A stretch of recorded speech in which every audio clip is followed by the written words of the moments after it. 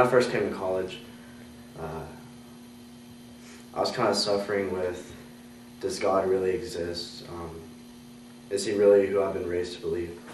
I was going through things in my life that gave me reason to say, okay, well, God does not exist, and I was kind of accepting that. And I was raised Christian my whole life. I led worship back home at my church. And so that was really hard for me to accept that, okay, this is weird.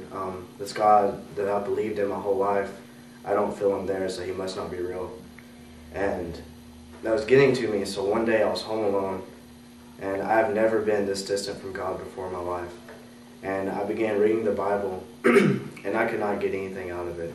I tried worshiping just by myself, and I could not get anything out of it. And so I just started crying, and because I was so frustrated that here I am praying to God and trying to build this relationship that I thought I used to have, and I was getting nothing. And so I just started crying, and I said, okay, I'll give this one last shot. And so I just said a prayer one more time. And I said, God, if you exist, now I need you to show me that you are here. I need reason to believe that you're there.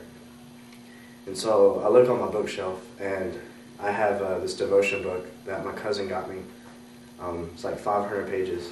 And I opened it up, and it just started speaking about how when you don't think that God's there, he's really there. Basically blind faith.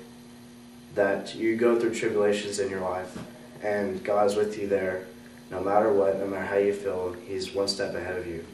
And so that really started touching me. So I started crying even more, but it was happy tears. I began praying, I began laughing and crying at the same time. And then in my prayer, I felt this sense saying, okay, if you don't believe me still, do it again. So I opened up the book to a random page. It was like 300 something. And once again, like, I'm in the corner of my room, and I'm just crying and I'm laughing. And then I read the book. The top sentence of the page says, isn't it nice to talk to Jesus in the corner of your bedroom? And so that was amazing that God literally spoke to me through one sentence, saying, I'm really there, and you're speaking to me. Because I'm in the corner of my bedroom crying. And I relate to that sentence immediately.